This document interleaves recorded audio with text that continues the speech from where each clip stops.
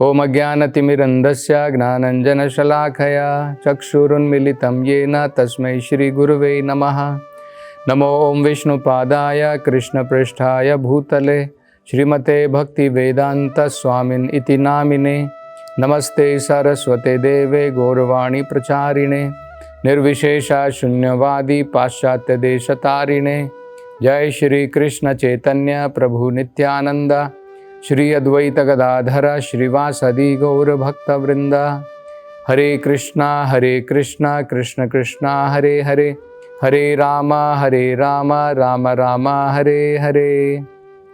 हरे कृष्णा। सुखदेव गोस्वामी जी महाराज परीक्षित को भगवान शिव के उद्धार की कथा सुना रहे हैं। तो इस कथा में वो आगे अब वर्णन प्रारंभ करते हैं।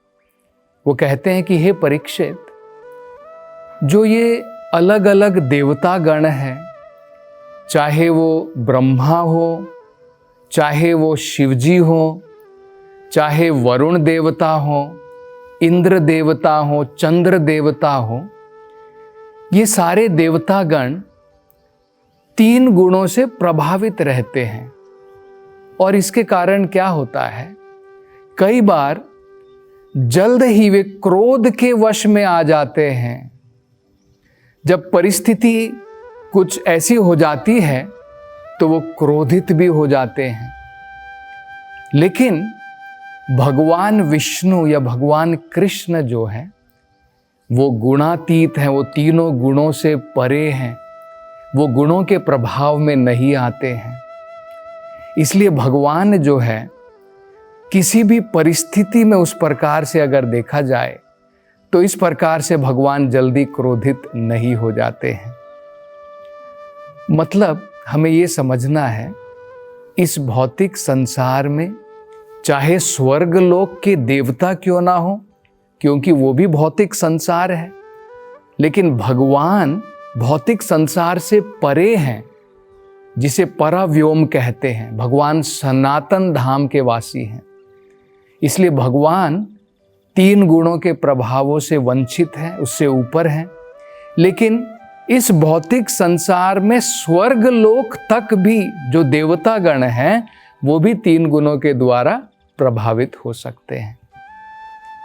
तो वो आगे कहते हैं कि इस भौतिक संसार में 3 बड़े ही श्रेष्ठ देव हैं, ब्रह्मा, विष्णु, महेश।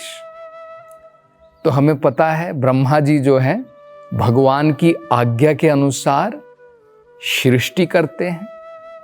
भगवान विष्णु स्वयं इस सृष्टि का पालन करते हैं। और भगवान शिव जो है भगवान की निर्देश के अनुसार इसका विनाश करते हैं, इसकी प्रलय करते हैं। तो सुखदेव गोस्वामी जी कह रहे हैं कि हे परीक्षित, इन तीनों में से ब्रह्मा, विष्णु, महेश, इनमें से ब्रह्मा जी और शिव जी अपने जो उनके अनुयायी हैं, कई बार उनके अनुयायी अगर उनको संतुष्ट करते हैं तो जल्दी संतुष्ट भी हो जाते हैं। और संतुष्ट होने के पश्चात वो उनको अनेकों प्रकार के आशीर्वाद दे देते हैं। और उस आशीर्वाद देने के समय में कुछ सोच विचार नहीं करते हैं। और इसी प्रकार से अगर किसी कारणवश उनके अनुयायी के द्वारा, उनके भक्तों के द्वारा अगर वो क्रोधित हो जाते हैं, असंतुष्ट हो जाते हैं, तो क्या करते हैं, अनेकों प्रकार के शाप भी उनको दे देते हैं। और उस समय भी वो कुछ सोच विचार नहीं करते हैं। उनको वरदान देने के समय में और उनको शाप देने के समय में सोच विचार वो नहीं करते हैं। सुखदेव जी कहते हैं, हे परीक्षित, लेकिन भगवान विष्णु कृष्ण जो है वो हमेशा किसी को भी कुछ देने के पहले बहुत सोच विचार करते हैं कि क्या जो मैं वरदान मेरे भक्त को देने जा रहा हूं, जो वो मुझसे पूछ रहा है, क्या वो उसकी भलाई के लिए है? अगर बच्चा पूछ रहा है अपने पिताजी से कि पिताजी मुझे चाकू दे दो, मुझे चाकू दे दो, मैं चाकू से खेलूंगा, तो पिताजी जो है सोच विचार करेगा कि क्या मैं पुत्र को, अभी वो छोटा बच्चा है, उसको पता नहीं है कि चाकू से कैसे उसका प्रयोग करना है, तो पिताजी जो है सोच विचार करके उसे चाकू देगा। तो इसी प्रकार से भगवान जो है अत्यंत सोच विचार करते हैं। वो सोचते हैं कि मेरा भक्त मुझसे कुछ मांग रहा है, क्या उसकी भलाई उसमें है? तो भगवान अगर उसकी भलाई है तब भगवान जो है उसे वो वरदान देते हैं। अन्यथा अगर भगवान देखते हैं कि मेरा भक्त मुझसे कुछ मांग रहा है लेकिन उसकी भलाई उसमें नहीं है, तो भगवान जो है वो प्रदान नहीं करते हैं।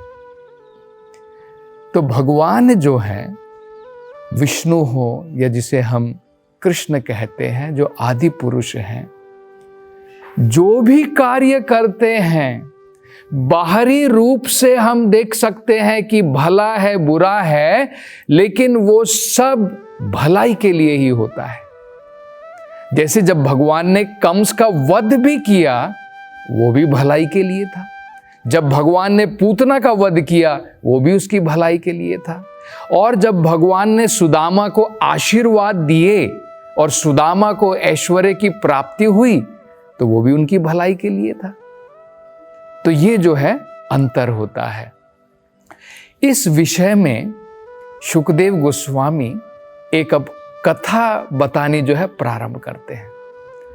वो कहते हैं कि मैं, हे परीक्षित, तुम्हें एक कथा बताता हूं, किस प्रकार से भगवान शिव का एक अनुयायी था और उस अनुयायी ने भगवान शिव से जो है कुछ वरदान प्राप्ति की, लेकिन उस वरदान के कारण भगवान शिव को अनेकों कष्ट और अनेकों प्रकार के दुख झेलने पड़े। बाद में केवल भगवान कृष्ण ही इस परिस्थिति से उनका उद्धार कर पाए। तो इस कथा को बताते हुए कहते हैं कि एक राक्षस था, एक असुर था, जिसका नाम था वृकासुर। तो वृकासुर जो है वो नारद मुनि जी के पास में गया और नारद मुनि जी से वो कहने लगा कि हे नारद, मुझे ये बताइए कि मैं कुछ वरदान की प्राप्ति करना चाहता हूं, और इन तीनों में से ब्रह्मा, विष्णु, महेश, इनमें से मैं किसकी उपासना करूं जिसके द्वारा मेरी जो मेरी इच्छा है वो पूर्ण हो जाएगी? कौन इसमें से जो है इनमें से जल्दी संतुष्ट हो जाता है? तो नारद मुनि तो जानते थे कि ये तो असुर है, ये तो भगवान की भक्ति में, विष्णु की भक्ति में लगने वाला नहीं है। तो उन्होंने उसको सलाह दी कि तुम इनमें से भगवान शिव की उपासना करो। और भगवान शिव को जो है आशुतोष कहा जाता है। आशुतोष मतलब जल्दी ही संतुष्ट हो जाते हैं। और नारद मुनि ने उनको उदाहरण भी दिए। उनको कहा कि हे वृकासुर, तुम्हें तो पता ही होगा रावण को किस प्रकार से ऐश्वर्य की प्राप्ति हुई, बाणासुर को किस प्रकार से अनेकों प्रकार की शक्तियों की प्राप्ति हुई। इसी प्रकार से तुम भगवान शिव की उपासना करो और तुम्हें भी जो है मन माना जो तुम्हारा वरदान जो तुम चाहते हो उसकी जरूर तुम्हें प्राप्ति होगी। तो ऐसा सुनने के पश्चात में वृकासुर जो है तुरंत केदारनाथ की तरफ निकल पड़ा। तो केदारनाथ में भगवान शिव जो हैं वहाँ पर रहते हैं, उनका वास है वहाँ पर।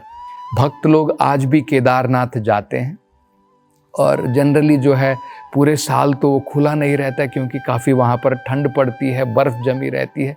कुछ महीने साल में जो है खुला रहता है। तो ये वृकासुर भी वहाँ पर गया और उसने सब स्नान वगैरह करने के पश्चात में उसने जो है वहाँ पर एक यज्ञ प्रारंभ किया।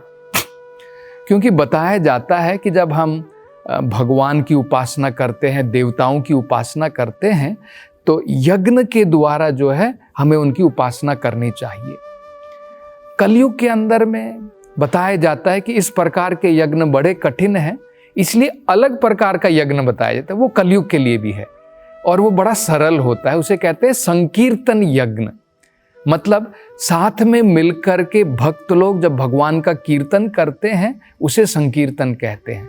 और उस यज्ञ के द्वारा जो है भगवान की प्रसन्नता होती है, भगवान संतुष्ट होते हैं।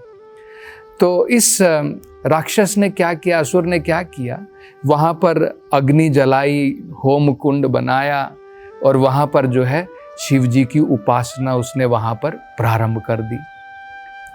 और उस उपासना का उसका तरीका देखो, इससे भी हमें पता लग जाएगा देवताओं की उपासना लोग किस प्रकार से करते हैं।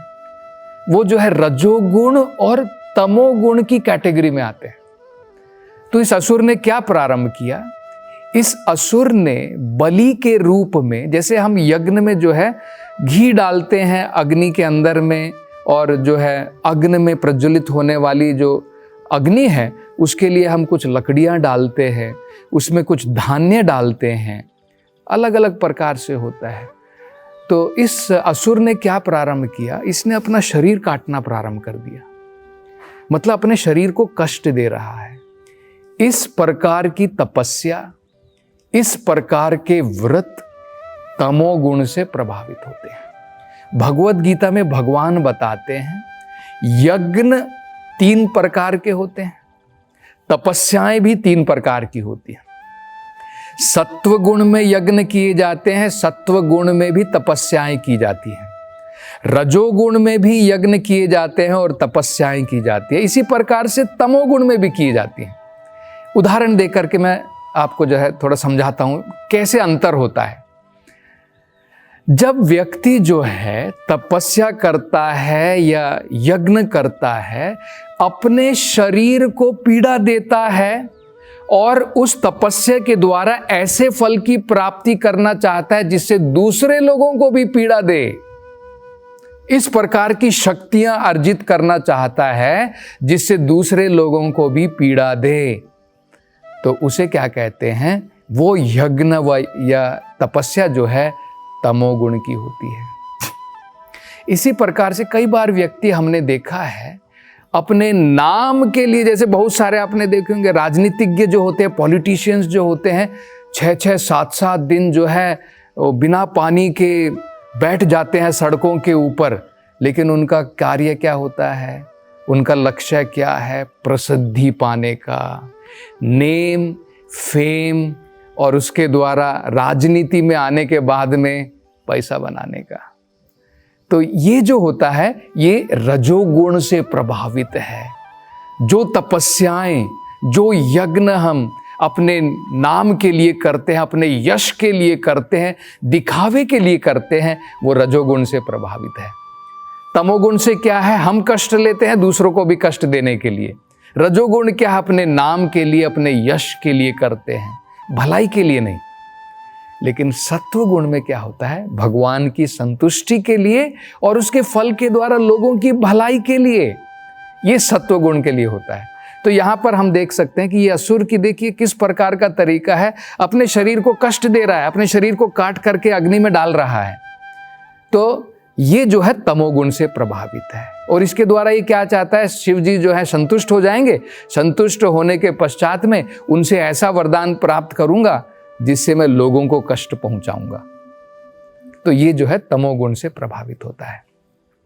इसलिए भगवत गीता में भगवान कृष्ण की उपासना, देवताओं की उपासना को 2 अलग अलग कैटेगरी में बताया गया है। एक जो है गुणों से प्रभावित है और एक निर्गुण है, मतलब जो इन 3 गुणों से प्रभावित नहीं है, जो आध्यात्मिक है। और दोनों में बड़ा अंतर होता है। भगवान भगवत गीता में क्या बताते हैं, भगवान कहते हैं अल्पमेधशाम, जो लोग थोड़ी कम बुद्धि वाले होते हैं वो देवताओं की उपासना में लगे रहते हैं। क्यों, उनसे वो क्या चाहते हैं, उनसे वो कुछ ऐसी चीज प्राप्त करना चाहते हैं जिसके द्वारा भौतिक संसार में सुख, समृद्धि, ऐश्वर्य वो भोग सकें। तो उनको ये ज्ञान नहीं है कि कुछ टेम्परेरी पा करके जो स्थायी नहीं है, परमानेंट नहीं रहेगा हमारे पास में, वो केवल कुछ टेम्परेरी चीजें चाहते हैं। इस भौतिक संसार से मुक्ति की प्राप्ति वो नहीं चाहते हैं।